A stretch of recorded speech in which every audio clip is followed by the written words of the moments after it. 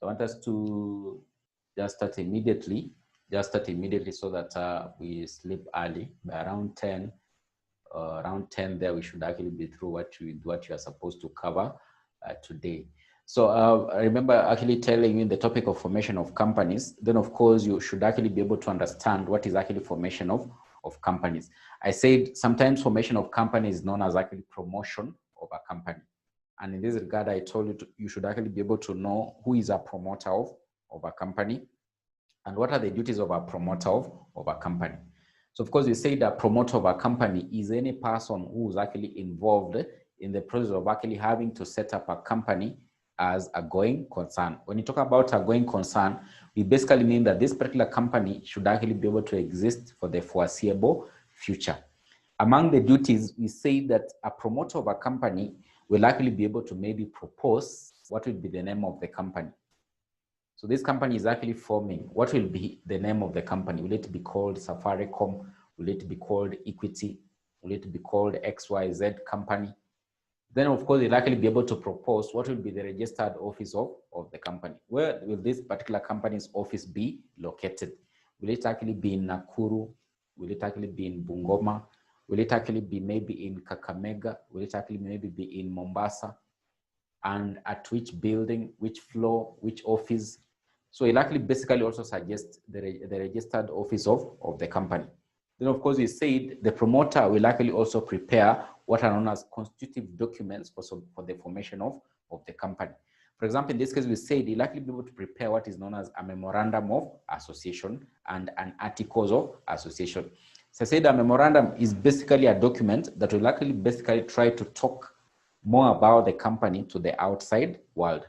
For example, if you look at the memorandum, you'll actually be able to see what is the name of the company. So there is what is actually contained in the memorandum will actually basically be the name clause. For example, the name clause will, for example, be what is known as the objective clause, the main reason as to why the company was actually formed, the location clause or the registered office clause of the company, the capital clause, how much capital has the company actually been registered with. Then, of course, it will actually basically also contain what is known as the association clause. The members of the company actually agree to associate as the members of the company. Then, of course, we said in the articles, these are basically the rules that actually manage the internal affairs of the company. So before the company is actually basically formed, the promoter will actually be able to ensure these documents have actually been prepared. Apart from that, we said the promoter will basically appoint the first auditors, basically the first directors. He'll basically also appoint the first company secretary. He'll propose or actually basically select the first bankers of the company, which bank will be basically be the first bank of the company on its formation. Then, of course, if it is actually maybe a public company, he'll basically also maybe prepare what is known as a prospectus. A prospectus is a document inviting the members of the public to be able to subscribe for the shares of a public company, So those ones will basically be among the duties of a promoter in a company, Another key thing we said is that this particular promoter who is actually basically forming a company, he should actually always act in good faith. And basically, if he has made any profits while in the process of actually forming a company, by the virtue of maybe selling some assets to the company, if he makes any profit, he has to reveal to the company after formation. If he fails to do so, then this particular profit will actually be basically categorized as actually being a secret profit. To say that actually that this one is actually against the law, and of course the company has several rights or certain rights against a promoter who has basically gotten what is known as secret profits. For example, if they discover he sold assets to the company at a secret profit, basically a secret profit means this profit was not revealed to the company. So they have a right to basically recover the secret profits from the promoter. Or for example, if this particular asset has actually basically been, is actually maybe, so of course you are saying if the rights have been acquired by a third party, the company can actually, of course, basically recover the secret profits. Or basically they could decide they want to recover the purchase price of the asset from this particular promoter. Then we looked at the ways in which a promoter can be remunerated. We said generally there's no any requirement that the promoter is supposed to be paid a salary or be remunerated for the work done as a promoter of the company. But of course, companies could actually devise ways on how they can remunerate their promoter.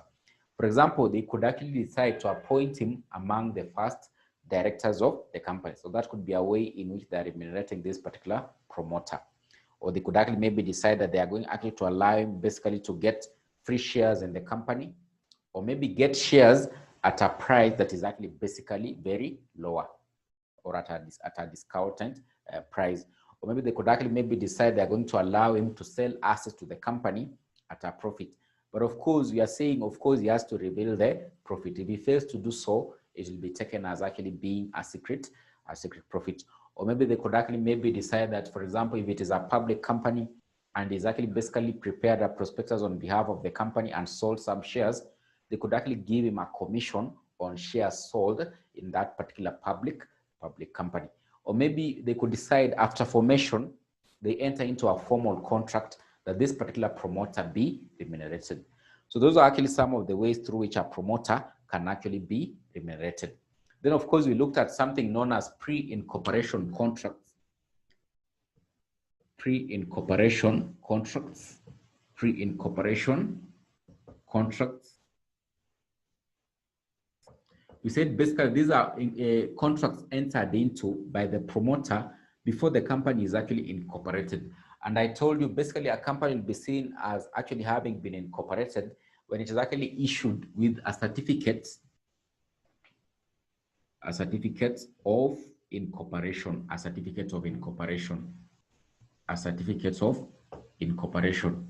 So that date indicated on the certificate of incorporation is the one that basically clearly outlines when the company should actually commence business. So anything happening before that particular date on that particular certificate is actually termed as being pre-incorporation. So when you talk about pre-incorporation contracts, are contracts entered into either by the promoter or maybe entered into in the name of the company before the company was actually incorporated. Any contracts entered into before the company is actually formed will actually be termed as being pre-incorporation contracts. Of course, we said there are actually like 4 key rules that govern pre-incorporation contracts. For example, we said number 1, that is actually very key. All pre-incorporation contracts are actually void against the company, and the company cannot actually be liable. So the company won't actually be liable for any pre-incorporation contracts. So the company cannot actually be liable for pre-incorporation contracts. So then we actually also say that if the company renegotiates a pre-incorporation contract, then of course this one would actually be like be validating the contract, or basically forming a new contract that actually now makes the company become liable. So number 1, of course, you are saying pre-incorporation contracts are actually void against the company, and the company cannot be held liable. So you can't actually hold a company liable for any pre-incorporation contracts. Then number 2, if a company renegotiates a pre-incorporation contract, this is basically like forming a new contract. Therefore, in this case, now the contract will now be between the third party and the company itself. So the company will actually be liable for any contracts that are actually renegotiated, or any pre-incorporation contracts that are actually renegotiated. Then number 3, we said any person purporting to enter into a contract on behalf of the company, or maybe in the name of the company, but the company is actually formed, will be personally liable. Will actually be personally liable. And in this case, when you mention that one, of course, you just know this particular blame could actually fall on the promoter of the company.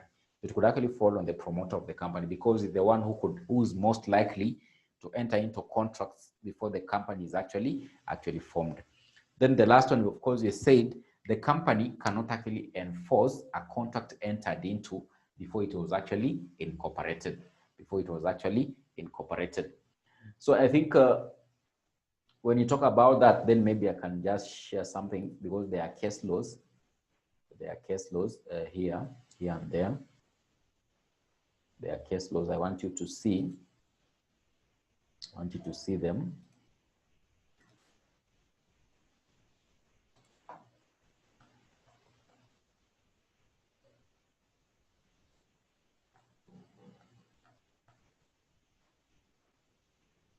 So you can see the usual ways of remunerating or rewarding a promoter include being allowed to sell private property to the company at a profit, by taking commission on shares sold. I've told you how the commission can actually be able to arise. For example, if it is a public company that is basically selling shares, the promoter is the one who will likely prepare a prospectus, a document inviting members of the public to buy the shares of the company. In such a case, he'll likely be given a commission. So being allotted fully paid shares or debentures, being allowed to buy shares at a fair price, being appointed among the first directors of the company. So pre-incorporation contracts, these are contracts purportedly entered into by promoters on behalf of the company before it is actually incorporated. So the following rules relate to pre-incorporation contracts. Number one is what I've just told you. So number one there is that all pre-incorporation contracts are void against the company and they cannot be ratified by the company because it had not come into existence at the time of the purported act. So all pre-incorporation contracts entered into in the name of the company before it is actually incorporated are actually void against the company. The company won't actually be held liable. And there's that particular case law there known as Kellner versus Baxter.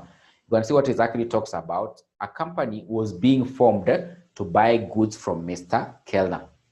The contract was made by the promoter on behalf of the company for the purchase of wine from Mr. Kellner. So in this case, the promoter of the company, the person who was actually involved in forming the company, entered into a contract in the name of the company that this particular person known as Kellner was actually supposed to supply wine to the company. So you can see what actually happened. When the company was formed, the wine was delivered to it, but before payment was made, the company went into liquidation. It was held that the promoters were personally liable on the contract as the company could not be bound by the contract. So when this person actually supplied the wine, before just the payment was actually made by the company went into liquidation. So, and of course, I've been telling you on liquidation of the company, or when the life of the company is to come to an end, all creditors of the company are supposed to actually to be paid. Therefore, in this case, this person known as Kellner, the company was owing him some money. But of course, the company could not actually pay or actually rank him as one of the creditors on liquidation because we are saying this contract of supply of wine was entered into before this company was actually formed. It was entered into by the promoter of the company. So it basically means that this company cannot actually be held liable because all pre-incorporation contracts are void against the company. Then number two, if after incorporation, the company renegotiates a pre-incorporation contract on similar or different terms with a third party, this discharges the pre-incorporation contract and the company becomes liable on the newly negotiated contract. You know, this particular act of renegotiating a contract is like forming a new contract. So for example, if you had a pre-incorporation contract, then the company renegotiates the terms, it basically means that the previous contract or the previous pre-incorporation contract has been discarded. And therefore, there's a new contract now between the company and a third party. So therefore, in this case, the company can now be held liable. So you can see what actually happened in that particular case law in Howard versus Patent Ivory Limited. So X agreed with Y, who was acting on behalf of the company, to be formed to sell a certain property to the company for cash. After incorporation, X agreed with the company to take part of the purchase money in debentures and the balance in cash. The contract was held to be valid and the company was bound by it because the variation of the terms as to the mode of payment amounted to a fresh contract after incorporation. So in this case, you can actually see the company actually varied the terms of payment of this particular amount to the third party. So of course, you are saying if the company renegotiates any pre-incorporation contract, this one of course actually validates the contract and actually basically makes the company become liable on that particular pre-incorporation contract. It's like forming a new contract. Then number three, a person who proposed to make a contract on behalf of the company to be formed does so at his own risk, or that even if he was to provide that his liability would cease upon incorporation, he is still liable. So that one is supposed to be, he is actually still liable. This is basically, it means that any person purporting to enter into a contract on behalf of the company, before it is actually incorporated, before it gets the certificate of incorporation, such a person is actually doing it by himself, and he'll actually be held personally liable. Then number 4, a company cannot, after incorporation, enforce a pre-incorporation contract made in its name. So the company cannot enforce a pre-incorporation contract. So there's that particular case law there. So we have Natal Land Company versus Pauline Colliery Syndicate. So N company agreed with a person acting on behalf of a future company F that N company will grant a lease of mine to P. P discovers coal, but N company refused to grant the lease to P. P company sued for specific performance of the contract. It was held that P could not compel N to grant the lease as specific performance could not be granted due to lack of mutuality because the contract would not have been enforced against P, and therefore P could not also enforce it against N. So a company cannot actually be able to enforce a pre-incorporation contract, cannot actually be able to enforce a pre-incorporation contract. And I think we were actually able to look at a question about Mr. Kyoko. Is it Peter Kyoko? So I hope you can actually be able to remember that particular question. So if they bring in any question with regard to maybe pre-incorporation contract, then you need to actually just basically remember the rules governing pre-incorporation contracts, pre-incorporation contracts. So of course, you can actually just see from the rules that we've just talked about, the liability with regard to pre-incorporation contracts is most obviously going to fall on the promoters of the company. So the promoters of the company will likely be held liable for all or any pre-incorporation contracts. So in this case, it basically means that this particular promoter should actually basically be able to devise ways on how he can actually be able to avoid liability, on pre-incorporation contracts, because you are seeing it is just obvious from the rules that any liability on pre-incorporation contracts, the person who will likely be liable is actually the promoter. But of course, he can actually be able to devise ways on how he can actually be able to avoid pre-incorporation liability on pre-incorporation contracts. So some of the ways of how he can actually be able to do so how he can actually be able to avoid liability. Number 1 is, of course, not to enter into any contract, but of course, just to wait until the company is incorporated, such that there won't arise a question of a pre-incorporation contract. So number 1 is to wait until the company is incorporated, then basically use the company to be able to enter into contracts. In such a case, the question of pre-incorporation contracts won't actually arise.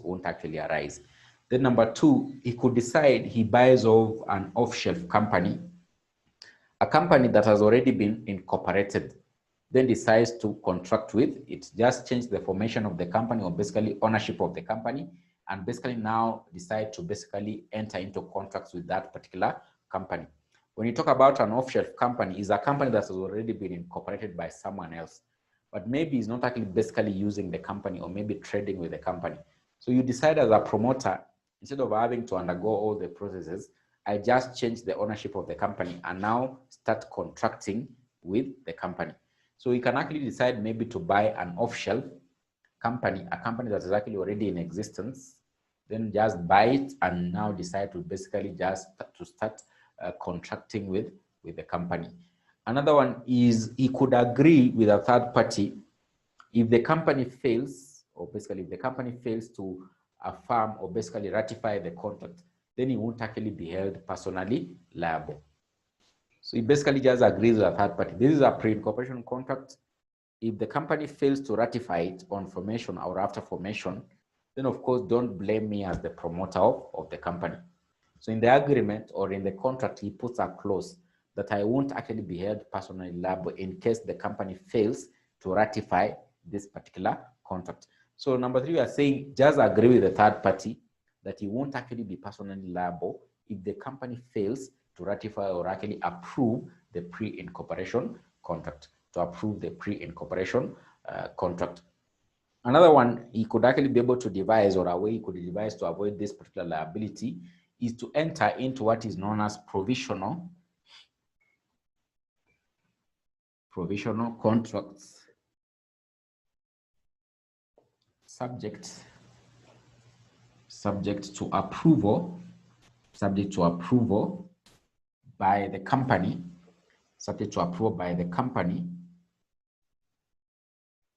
after formation, A provisional contract is not the real contract. It's just like, for example, maybe you are studying somewhere in a university, they give you what is known as provisional results. So those are not the final results. You'll be given now the final result. So these provisional results normally come with maybe missing marks. So you start now chasing lecturers around looking for your marks. You go where you are told the lecturer went abroad. So that is a provisional result, or maybe in this case is a provisional contract. The real contract will actually basically come from the company after formation. So enter into provisional contract subject to approval by the company after formation. That could actually also be a way on how you can actually be able to avoid a liability on pre-incorporation contracts, because even if this particular third party comes to blame him on this particular provisional contract, it basically clearly states this was a provisional contract which was actually subject to affirmation or basically approval by the company after formation. So those are some of the ways on how you can actually be able to avoid liability on pre-incorporation contracts, because generally we are seeing under the rules that actually govern pre-incorporation contracts, that all the blame will actually go on the promoters with regard to liability on pre-incorporation contracts. But of course, you are saying there are ways on how you can actually be able to avoid this particular liability. So of course, you are saying, number one, you can actually be able just to wait until the company is incorporated. That's when you can actually be able to now start contracting with the company. In such a case, the question of pre-incorporation contracts won't actually arise. Another one, you could actually basically maybe agree with third parties that if the company fails to affirm or basically ratify any pre-incorporation contract, then of course it won't actually be held liable. Another one, we are saying he could buy an off-shelf company, a company already in existence, then decide now to contract with the company. So he just changes the ownership, then of course now contracts with the company. Another one, we are saying, of course, you can enter into what is known as provisional contracts which are actually subject to maybe affirmation or actually approval by the company after formation. Maybe the last one, which I could actually add, he could enter into pre-incorporation contracts with an assurance is actually going to be one of the sole directors, or maybe one of the main directors or key shareholders in the company, such that approval of such a contract will actually be very easy for him because he's the majority shareholder. For example, in this case, if you know, of course, I'm going to be the director in this company, I'm going to be the main shareholder or the only shareholder, you won't actually be able to worry, because after formation, you'll eventually just approve any pre-incorporation contract. So you could actually enter into contracts with an assurance is going to be the key director in that particular company. Therefore, approval of any pre-incorporation contract would actually be very easy for this particular promoter, because you are saying promoters are most likely going to become among the first directors of the company, So those are the ways through which this particular promoter can actually be able to avoid liability on pre-incorporation contracts. Liability on pre-incorporation contracts.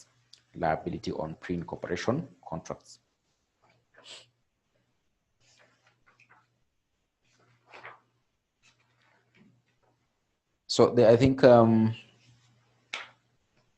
there's something I want us to look at here.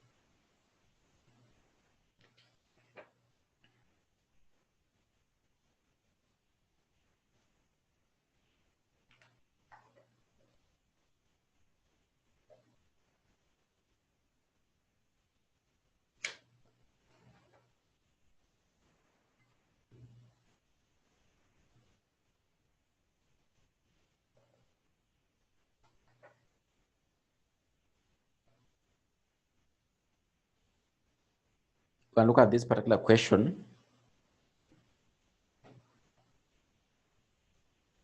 You can look at November 2016. I have two questions which I want you to look at.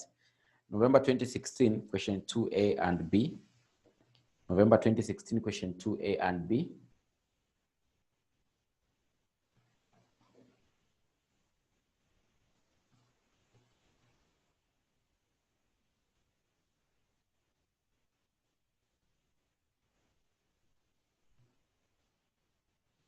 You can see Catherine is saying, kindly clarify, is it buy off-shell company or option company? It's like this: buy an off-shelf company, off the shelf company, a company that's already on the shelf, a company that has already been formed by someone else. So you don't want to undergo that particular tedious process. Someone has already formed a company. You just change the ownership of the company. Then now start contracting with it. So then now start contracting with it, because if you basically look at the procedure of registering a company, it could take maybe over a month or two. But of course, maybe change of ownership could actually maybe take like a few days.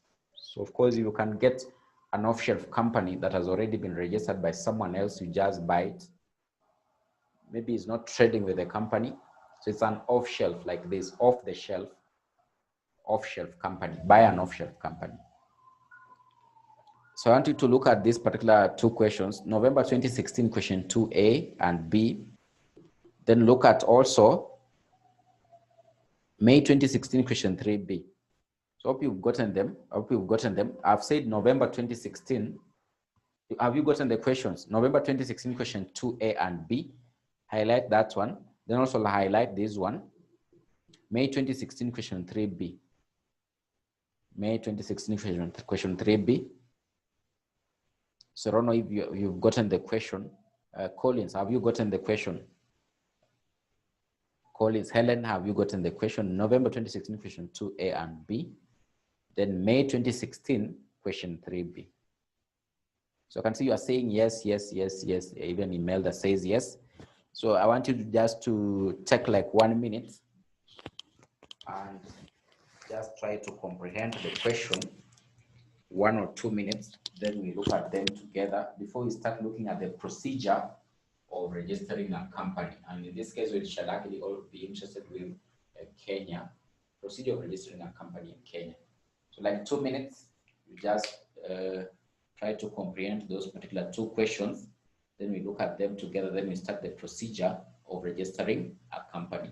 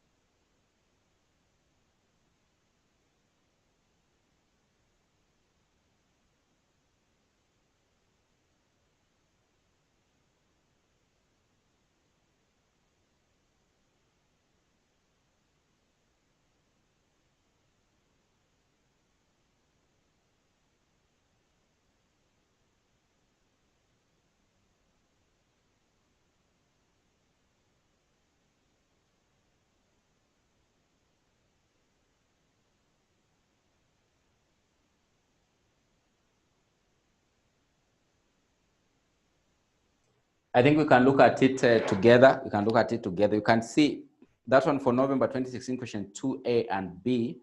So A says, explain the general effect of pre-incorporation contracts. So general effects, basically they're asking you to state the general rules governing pre-incorporation contracts.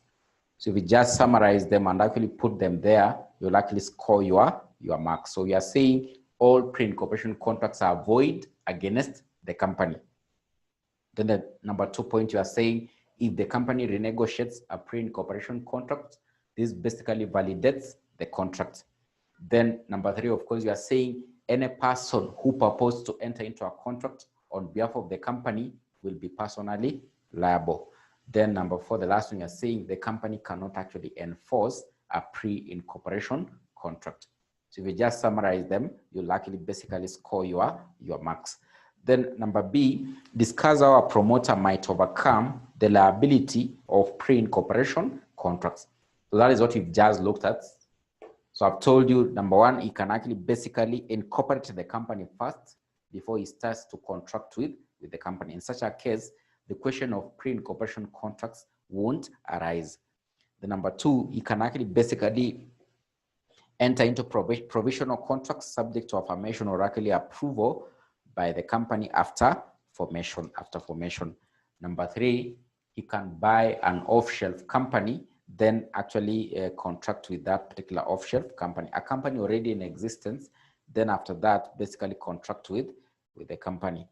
Then another one, you are saying he can agree with a third party that he won't actually be personally liable for any liability on pre-incorporation contracts. He basically wants a third party quite early enough. If the company fails to approve this particular contract, then don't basically blame me or basically hold me liable as the promoter of the company. Then another one, you're saying enter into contracts with an assurance he'll actually be one of the key directors or maybe the major shareholder in the company. Therefore, approval of any pre-incorporation contract will actually be very easy for the promoter. Then if you look at this one for May 2016, question 3B, it says, define the promoter. So I've told you a promoter is any person who undertakes the process of actually having to form a company and set it as a going concern. When you say going concern, you basically mean it is actually going to exist for the foreseeable future, with the objective of actually setting it as a going concern. It takes all the necessary steps to ensure that the company is actually formed and actually set up and actually set its operations as a going concern. That person will actually be termed as a promoter of the company. Then in Roman 2, it says, describe 4 legal rights of an incorporated company against promoters who sold their property to the company at a profit while it was in the process of formation. So number 1, the company can rescind or cancel the contract, that particular contract. So number 1 is rescinding or canceling the contract. So they can rescind or cancel the contract. Then number 2, where the rights under the property have been acquired by a third party, they can recover the secret profits. When they talk about the rights have been acquired by a third party, is that the promoter sold the asset to the company, then the company sold it to another person. So it means that the rights have actually already been acquired by another person. So there's nothing they can actually be able to do about that particular property or asset. So the only thing they could actually do is just to recover the secret profit that the promoter actually made. So number 1, you are saying they can rescind or cancel the contract of sale of the assets to the company. Number 2, if this particular assets, the rights have been acquired by another party already, they can just recover the secret profits that were actually made by the promoter.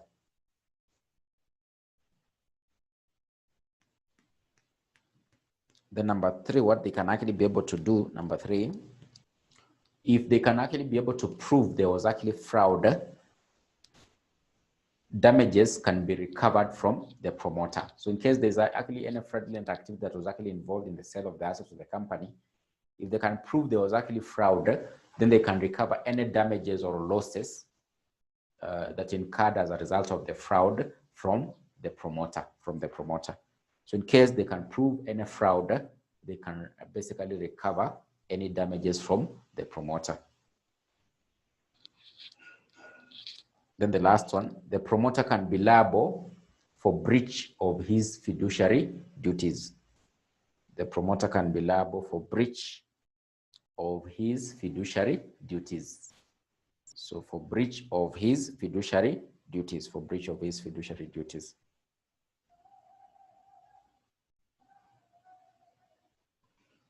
The promoters may be liable for damages for breach of his fiduciary duties, for breach of his fiduciary duties.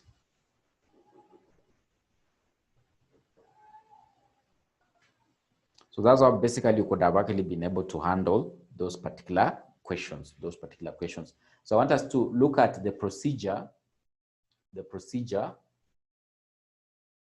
of registration of a company, And in this case, we are talking about Kenya. How do you register a company in Kenya? Procedure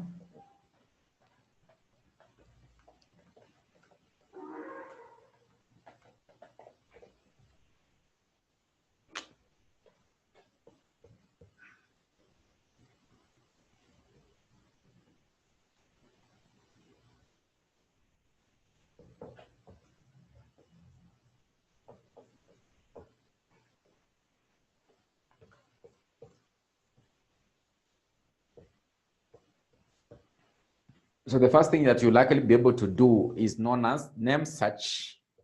You'll do a name search and reservation online. A name search and reservation online. A name search and reservation online at a fee. So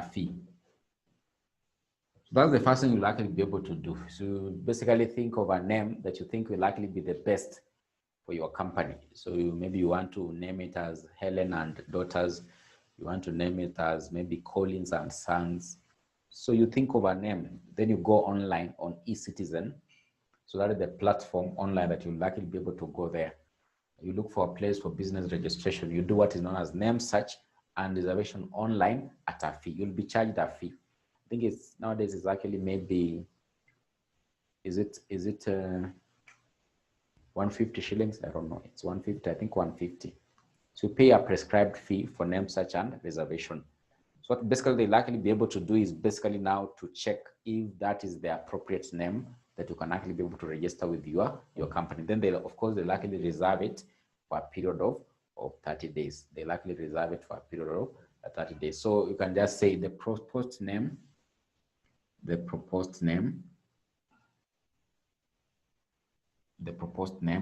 reserved for 30 days. The proposed name will be reserved for 30 days. Then number two, what you do, you prepare the constitutive documents,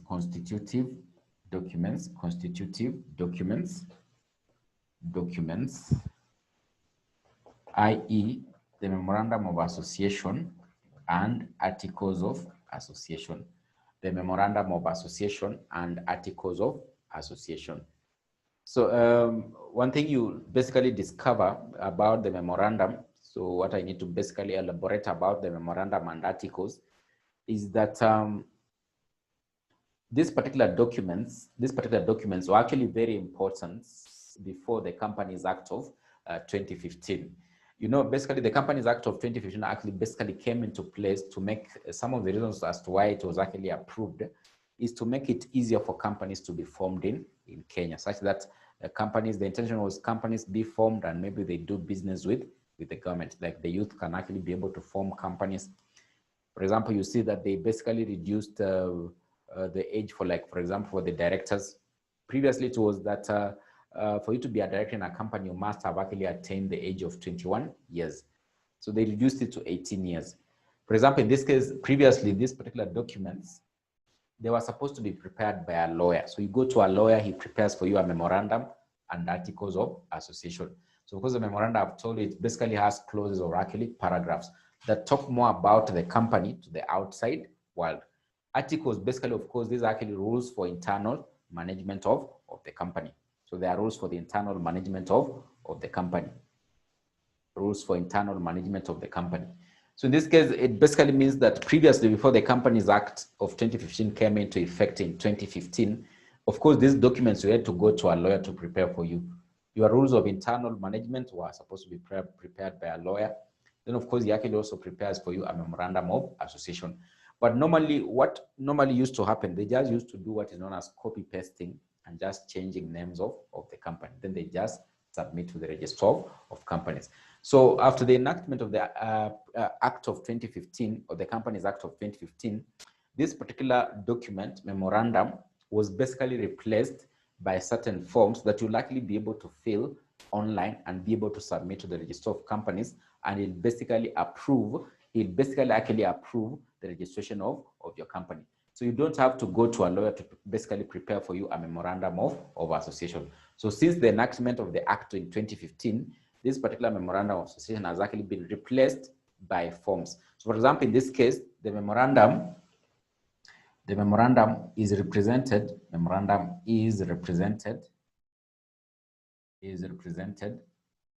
by, so we have form CR1 for seeking registration of a limited company. So if you are registering a limited company, this memorandum will basically be captured by form CR1. So you just fill this particular form and it will basically act as a memorandum of association, Then we have form CR, form CR2 can actually be prepared. So it's actually form CR2. So for registration of a limited company, not form CR1. So form CR1 is for seeking for registration. So form CR2 for seeking for registration of a limited company. So this one basically represents a memorandum of a limited company. So you have form CR3, for example, if it is actually unlimited company. Then you have form CR4, if it is a company that is actually limited by maybe guarantee, a company that is actually maybe limited by guarantee. So form CR2 can actually be filled where a company has not prepared a memorandum and would like a model memorandum for a company with a share capital, So we can actually have form CR2 representing a memorandum for a limited company. Then we have form CR2. This is for unlimited companies that don't have a limited liability. Then we can have form CR4. If the company is limited by guarantee. So if the company is limited by guarantee, you fill out form CR4. So the memorandum is no longer actually prepared, but it's basically represented by those particular forms, So we have form CR2 for registering a company that has a limited share capital, that is actually limited by share capital, or you can just say limited by shares, not by share capital, but just limited by shares. Then you have form CR2, form CR3. It's actually supposed to be form CR. So this is form CR4, this is form CR3. So form CR3 is for companies that's actually limited by guarantee. So companies that are actually limited by guarantee will actually fill out form CR3. Then form CR4 is for a company that has unlimited liability. So this basically represents the memorandum of association. So if you have a company, you want to register a company that is basically limited by, let's say, for example, by shares, then you basically fill form CR2 to represent the memorandum of association. If you basically registering a company that is basically limited by guarantee, then basically you'll fill out form CR3 to represent the memorandum of association. Then if you are registering a company that has unlimited liability, you'll fill out Form CR4. So this particular document, what you are just saying in summary or in simple terms, it's no longer actually needed. It basically has actually been replaced by a form. So just fill out that form and it will represent the memorandum of the company. Of course, all those particular details to do with the memorandum, like they were captured in the previous case, will actually just be captured by these particular forms. So if you look at Form CR2, you'll be able to ascertain what is basically the name of the company and what is its liability. For example, if it is a limited company, then you'll fill out Form CR2. If it is an unlimited company, you'll fill out Form CR4. If it is limited by guarantee, you'll actually fill out for a form known as Form CR3. So of course, you are saying the key thing here is just basically to do the name search first, then prepare the constitutive documents. So the constitutive documents, we're talking about the memorandum and articles of association. So what you need to discover about the articles now, this one, of course, I'm actually also saying is not actually mandatory. This one is actually optional because you could actually decide to choose basically to prepare your own articles or maybe use the model articles under the Companies Act. So when you're registering the company, they'll ask you, do you want to use the model articles in the Companies Act or you want to prepare your own articles of association? So of course, if you choose the model articles, then you don't have to prepare your own articles of association. So of course, the key thing, what I'm trying to explain here is that the memorandum is basically represented by these particular forms.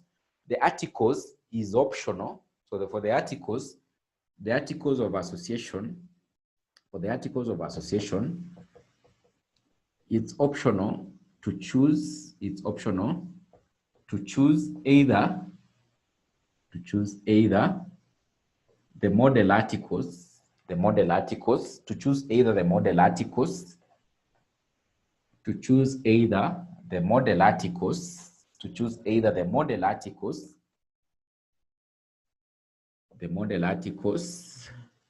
under the Companies Act, or prepare your own, just say own articles of association. So you have an option. Either you want to use the model articles in the Companies Act. Basically, it means that there's already existence of an articles of association in the Companies Act that you can actually be able to basically apply as the articles of association of your company. So you don't have to prepare it. But of course, you can actually choose the option of preparing your own articles of association. But the key thing here to note that if you prepare your own articles of association, they must actually basically conform with the requirements of the Companies Act. Because I'm saying in the articles, this is basically where you'll find the rules that actually govern the internal affairs of the company. So if you are preparing your own articles, they must conform with the laws that actually regulate operations of companies. For example, if it is things to do with basically rules concerning appointment of directors, those particular rules set out in your own articles should actually basically conform with the requirements of the Companies Act in terms of appointing directors in a company. That's why most people would just prefer to use the model articles. They don't prepare their own articles. For example, you are just registering your own private company. Don't go for the option of basically preparing your own articles. Just choose the model articles.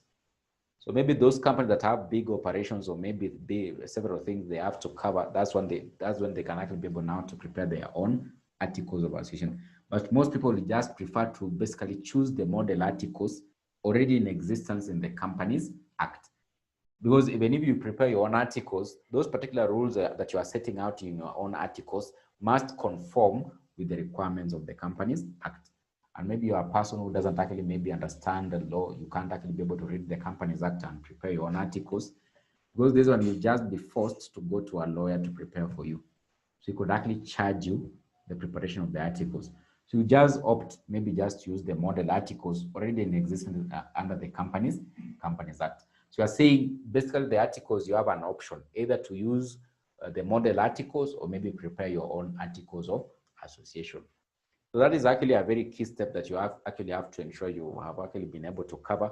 Preparation of the constitutive documents, that is the memorandum and articles of association. So after you've actually been able to prepare these particular documents, or you basically covered these particular requirements, then the next thing that you'll likely be able to do is to ensure you prepare, so number 3, you prepare a statement of nominal capital. So you prepare a statement of nominal capital. So number 3, prepare a statement of nominal capital,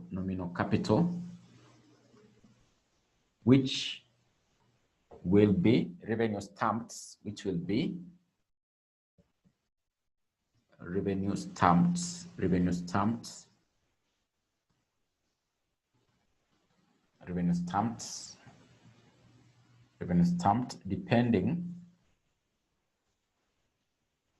on the share capital,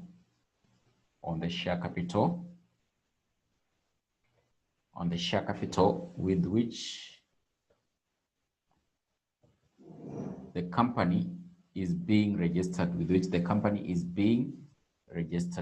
company is being registered, So this one will actually be revenue stamped. Basically, a nominal statement of nominal capital is basically the one that actually outlines how much capital the company is actually going to be registered with at the registrar's office.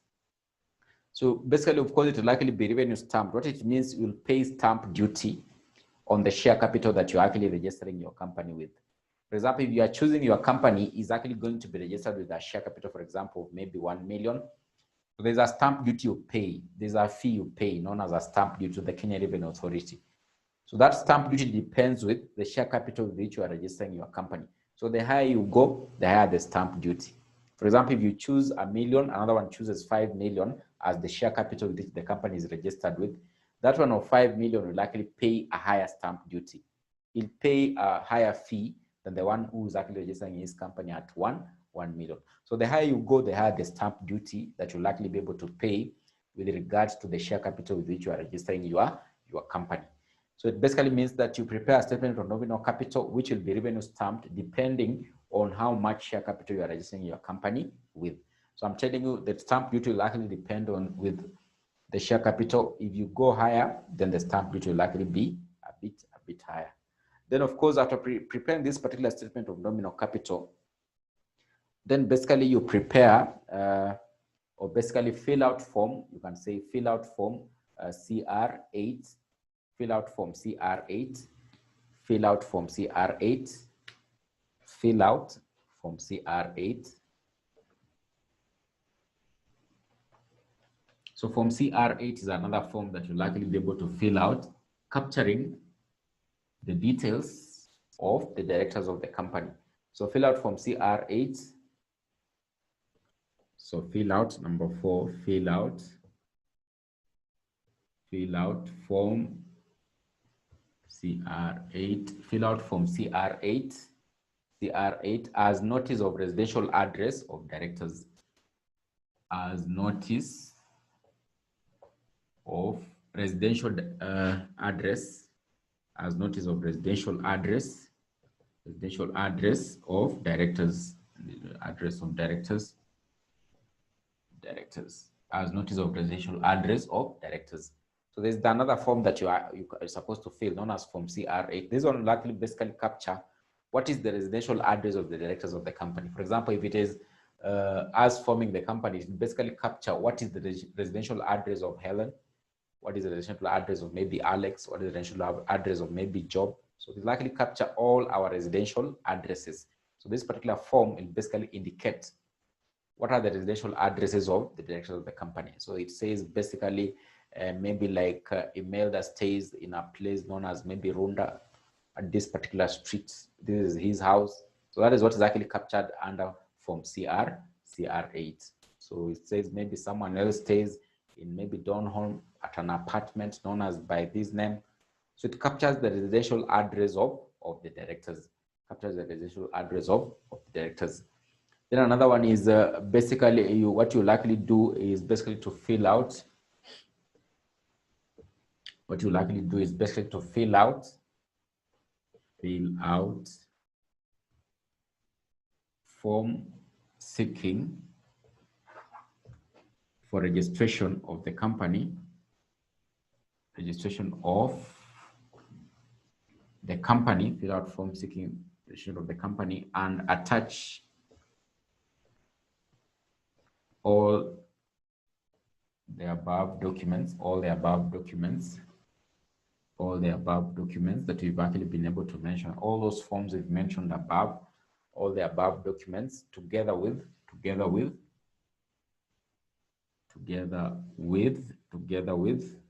so those particular forms, CR8, statement of nominal capital, the memorandum represented by those particular forms. If you have your own articles, you actually also attach. So this one will actually basically also include together with, so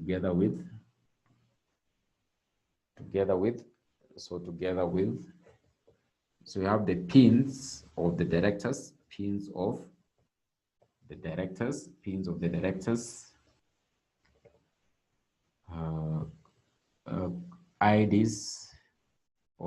the directors, IDs of the directors of the company,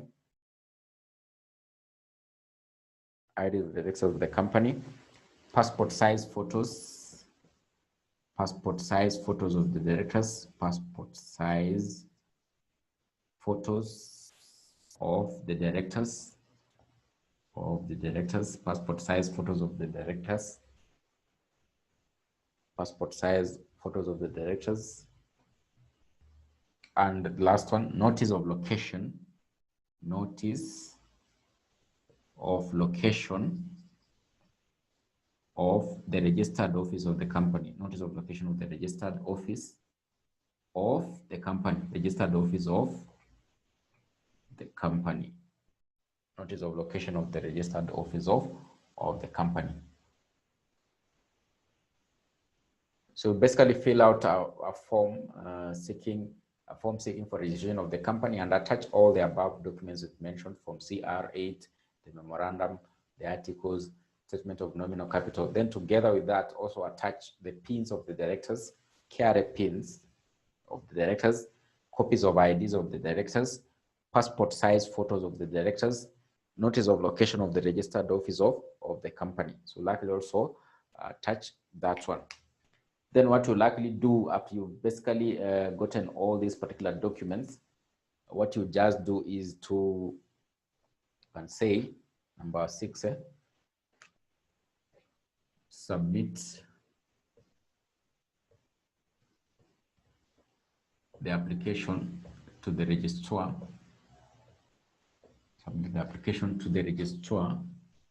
of companies, So you submit all those particular documents to the registrar of companies. So we'll submit them to the registrar of companies.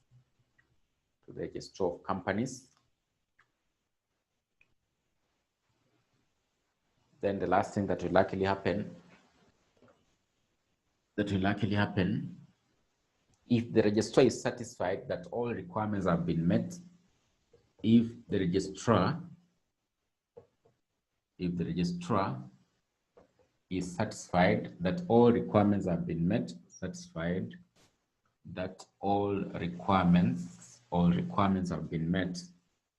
all requirements have been met,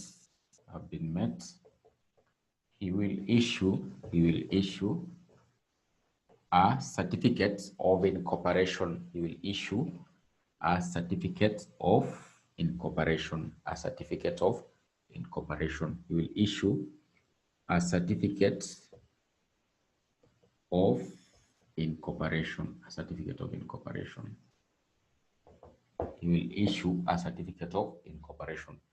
So that is the process basically that you'll likely be able to undergo when you are setting up your own company.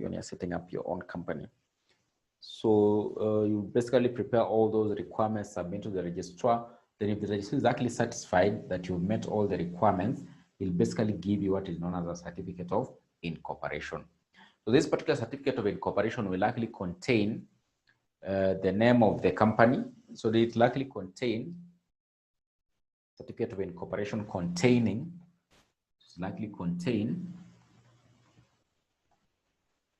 you can just say here, contents of certificate of incorporation. So it will have the name of the company, name of the company, name of the company. It will have the dates when it was incorporated, dates when the company was incorporated. The other thing it will likely have, it will have a unique business number, It will have a unique business number. It will have a unique business number. Then it will have the seal of the registrar. Then another thing, it will be signed by the registrar. If you want to have a look at any company's certificate of incorporation, most companies normally hang them at the reception. So the next time you are actually at any company's reception, look at those particular things they have actually put at the reception. You'll likely be able to see a certificate of incorporation, that this particular company was incorporated on this particular dates. The name of the company is this one. From that is what you'll basically be able to capture from that particular certificate. You'll see the name of the company, when was it incorporated. It will have a unique business number in the corner. This is the one that you basically use to get the KRA pin for the company. It will have a seal for the registrar. Then it will likely be signed. You'll see a signature just down there. So that is the signature of the registrar of companies. So sometimes in the exam they could ask you what are the contents or what are the requirements of a certificate of incorporation. If they ask such, then of course this is what the examiner wants you to basically state there and actually score your marks. So these are the contents of the certificate of incorporation. It will have the name of the company, date when the company was incorporated, a unique business number, the seal of the registrar, and it will likely be signed by the registrar of companies. So another thing you need to actually to be able to notice that after you've actually incorporated your company, then of course you'll be required to meet certain requirements in your company. For example, what will likely happen now, of course, you'll be required to submit annual return to the registrar each and every year. So apart from basically you submitting KRA returns, you'll now actually be required to be making returns to the registrar of companies each and every year. So each and every year, you must actually ensure you are making a return to the registrar of companies. Another thing you likely obviously do, you'll basically look for like a custom for your company, which will likely act as a common sale. So you'll get a common sale for your company. Another thing that you'll likely be able to now start doing, you'll actually now start basically preparing books of accounts for the company. You'll likely basically now start preparing books of accounts for the company. You likely maybe start looking for a bank to open a bank account for your company. You'll now basically now open a bank account for your company. If your company basically is one of big operations, you might decide now to include other directors. So you'll appoint directors. You'll now actually now start appointing auditors to audit your books of accounts. Those are some of the part of requirements that you'll likely be able to be required to meet after you've gotten the certificate of incorporation. So that is what we mean by the procedure of you actually being able to register your company. So a question can actually come in different ways with regard to the procedure of registering a company. For example, they could just ask a question: what are some of the documents that will be attached or likely be needed on registration of a company in Kenya? So there are several documents we've actually been able to look at. For example, pins of directors, copies of IDs of directors. So those are actually documents that will actually be required to be attached. Notice of location of the registered office of the company. So a part of the documents that will likely be required on registration of a company, Or generally, they could just ask you, what is the procedure of registering a company in Kenya? If they ask such, the first thing, the point that you should actually never miss, even if you forget the others, at least you should actually just write the first one: name such and reservation. If you write such as the first point, then if that particular marker, maybe he did not actually sleep properly, maybe he slept for only 2 hours or 1 hour, it just give you marks for the other points, even if you've written, because you'll just see name, search, and reservation. These are very bright students, so it is very sleepy. Maybe you just put a tick on all the others. So don't forget about name, search, and reservation, preparation of constitutive documents, for example, the memorandum and articles. Remember what the teacher said about the memorandum and articles is actually very key. So these particular documents have just been represented by a form. The memorandum is represented by a form, and the articles is optional. You either prepare it or use the model articles in the Companies Act. What did he say about the articles? If you prepare your own articles of association, basically it means that these particular articles must conform with the requirements of the Companies Act. That's why most people just prefer to use the model articles in the Companies Act, because that one is already in conformity with the requirements of the Companies Act. So if your company has any problem, you can actually always go there to refer to the model articles. What are the procedures we are actually supposed to follow, for example, in appointment of directors? You just look at the model articles and you'll actually get your answer from that particular model articles. Then you remember about statement of nominal capital that will be revenue stamped depending on how much share capital you want your company to be registered with.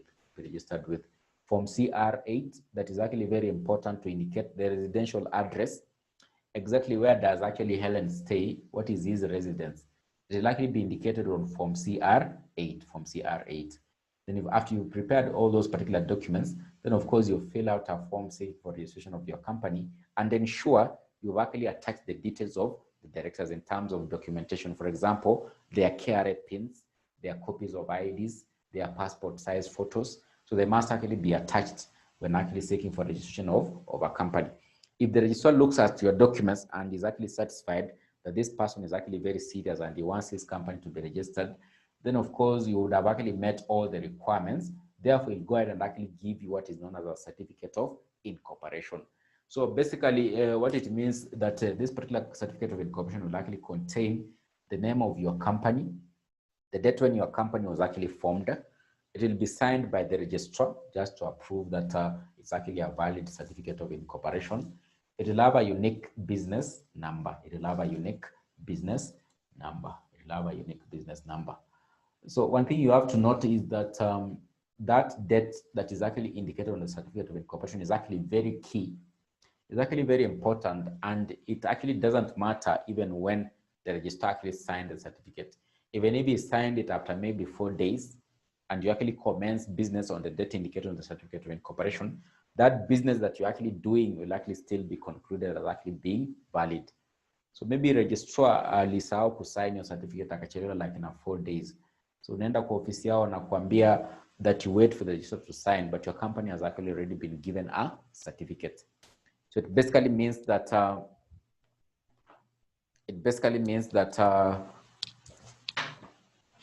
the date indicated is more key than even the signature of the registrar of companies, than the signature of the registrar of companies.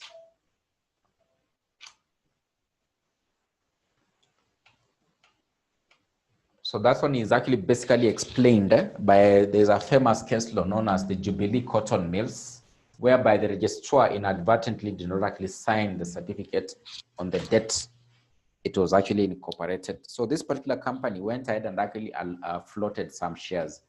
So the flotation of shares was actually seen as being valid because the date indicated in the certificate of incorporation is actually very key as to when the business should actually commence business. Maybe I should actually show you that one. I can show you that one so that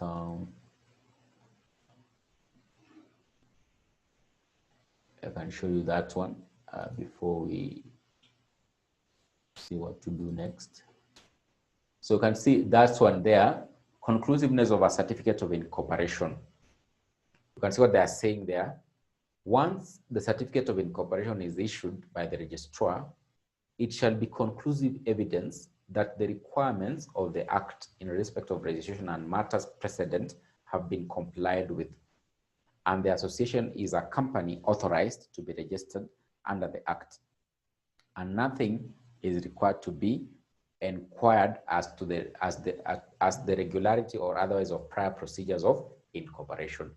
So what we mean is that this particular certificate, it will actually basically be conclusive evidence that your company has actually been properly incorporated. It doesn't matter what actually happened previously, because you've been given a certificate, then of course you have a right to be able to start operations of your company. Even if there was a document missing and inadvertently the registrar didn't actually see that the document is missing and he went ahead and actually gave you a certificate, that certificate is actually still valid. It's just like, for example, you've been given a certificate, you've been awarded a degree by a university, they give you a certificate. It doesn't matter what actually happened before you got the degree. So some people say degree it's harambe, degree ni harambe, ni kusaidiana, ni kusaidiana. So it doesn't matter kama ulisaidiwa ndio ukapata degree, because what the employer will actually be looking for, do you have a certificate of this particular course before you actually employ you? So those particular irregularities that are actually involved in basically acquiring the degree doesn't actually matter. What is important is you have a certificate. So that's what you are saying, even if the registrar gives you a certificate and there were some irregularities while the company was actually being formed, or maybe you did not actually conform with the requirements properly, but you went ahead and actually gave you a certificate, it doesn't matter. The procedure does not matter. The certificate is conclusive evidence that you've met all the requirements to be incorporated as a company. So what you can see there, what they are talking about, Jubilee Cotton Mills, you can just read it or you can go through it. Lewis was a promoter of a company for the purchase of cotton mill. The memorandum of association and articles of association of the company were accepted by the registrar on 6th January 1920. Take note of that particular date, 6th of January 1920. And the certificate of incorporation was dated the same date. There was, however, evidence that the registrar signed the certificate on 8th of January 1920. You can see what actually happened. The certificate has actually been issued on 6th of January, but the registrar signed it 2 days later on 8th of January 1920. On 6th January 1920, when the certificate was actually issued, a number of fully paid shares were allotted by the company. The question arose as to whether allotment of shares was valid. This is how it was actually held. It was held that the certificate was conclusive evidence as to the date on which the company was incorporated. The allotment was therefore valid. So you can see this particular company went ahead and actually allotted shares on the date when the certificate of incorporation was actually issued. But there was something, this particular certificate had not actually been signed by the registrar on the date this company was allotting the shares. So it was signed 2 days later. So the question arose as to whether this particular allotment made by the company was actually valid. Was the company actually proper to be able to commence business on the date the certificate was actually issued, or on the date when it was actually signed? It was actually basically concluded that the date indicated on the certificate is the most key one. Therefore, the company was actually proper to be able to commence business and even actually allot shares. So that's what we are saying. The date is actually very key. And basically, when the registrar signed the certificate is not very important. So the date is actually very key as to when the company should actually commence its business, So you can see there what they are talking about, post-incorporation requirements, what I've just been able to explain to you. After you formed your company, if your company doesn't have, for example, directors, you'll be forced to appoint directors of the company, secretaries. You'll be forced to maybe have a common sale or maybe like a stamp for your business. You'll be forced maybe to maintain registers of the company, like register of members, register of directors, register of secretaries, register of debenture holders, register of charges. You'll be forced maybe to keep things like minute books. Those ones will basically contain the minutes of the company meetings. You'll be forced now to start making annual returns to the registrar each and every year. You'll now be forced to keep books of accounts and audit them. Use of name, you'll actually ensure that any document origination from your company has the name of your company. For example, if it is an invoice, you normally see most companies, their invoice, they put their name at the top. So they don't just put it there. It is actually maybe one of the ways of marketing the company, and also it is a requirement that any document origination from the company has the name of the company. You'll maybe open your bank account. You'll actually maybe open your bank account. So I think we can end there today. Then Next time, I'll actually be able to explain to you the memorandum and articles of association. The memorandum and articles of association. I think we'll actually be able to wind up with this particular topic. One thing I can actually be able to tell you is that this particular topic is actually very key. Is very key. So this one, if you go to the exam and you've not read it, it's a big mistake. It's a big mistake. It's one of the topics you should actually be able to have it at your fingertips. If you do an analysis, I've done an analysis of the past papers. This is the most examined area in the exam. It's the most examined area in the exam. And sometimes even certain examiners could actually maybe set up to 30 marks out of 100 from formation of companies. It's actually a very key topic that you should actually have it at your fingertips. Those just small things that you see there, they can test them. So they can test things to do with secret profit. They can test a question just involving formation of a company or registration of a company. So they can test a question about a certificate of incorporation. That thing about Jubilee Cotton Mills, they could just set it in this way. They bring now a scenario. They replace now the names in that particular case law of Jubilee Cotton Mills. Then they ask you, was maybe a particular act that was done by the company with regard to the date of incorporation valid or not? So if they do such, then of course you remember the case law about Jubilee Cotton Mills. So this is actually a very key topic. That's what I normally tell students. If you are very comfortable with formation of companies, then you just add like other few topics here and there. You'll actually be very good to go in an exam. So formation of companies is actually very key. Shares is actually very key. Share capital is very key, and also debt capital. So they are actually very key, a key topic. So formation is the most examined area in the past. It has several questions. If you do an analysis, you'll find that the questions are actually almost like double for each and every topic. If the other topics have like maybe 20 or 25 topics, 25 questions, this one has like 50 questions, like for the past 10 years. So the past 10 years is actually the most examined area. So it's a topic you need to actually to be very keen with. You need to actually be very keen with. So I think we'll be able to look at the memorandum and look at more details about the memorandum and also the articles of association. So I think with that, we can actually be able to end the class there. Then I think we'll be able to meet next time. We'll be able to meet next time and be able to maybe wind up with this particular topic of formation of companies.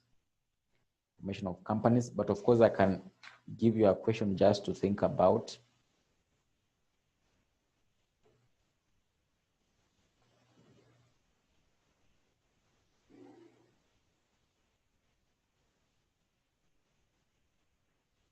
You can look at November 2016.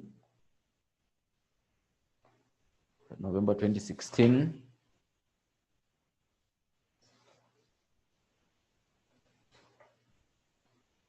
You can look at November 2016, question 6B. November 2016, question 6B. November 2016, question 6B. November 2016, question 6B. November 2016, question 6B. November 2016, question 6B. I think you can look at that one. So the second one says highlight requirements that a certificate registration must comply with. Just what I've given you here. They're just asking for the contents. Then the first one, describe the requirements that application must meet before the registrar can actually approve it. So they're just asking for the procedure and what are the requirements in terms of maybe documentation. So we just want you to summarize the whole procedure of registering a company. So when they ask for the requirements of the certificate, basically they're asking for the contents of the certificate of incorporation.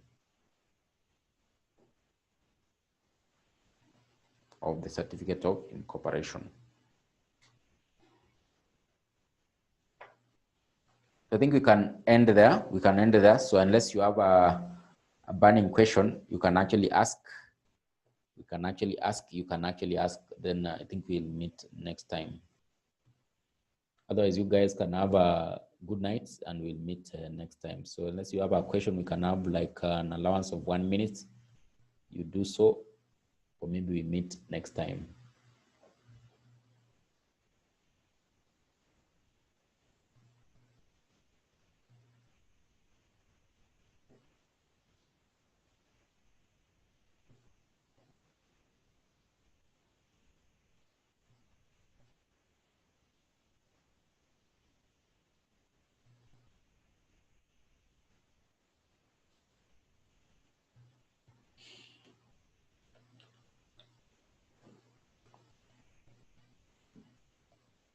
I can see Mel asking, now that churches are back, what will happen to the classes on Sundays?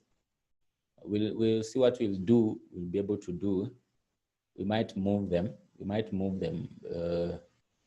We'll see what to do. We'll see what to do. We might move them, but we'll communicate. We'll communicate. We'll communicate. We might move them because even these exams, we don't know if they'll be there. So we might move them so that people can go to church.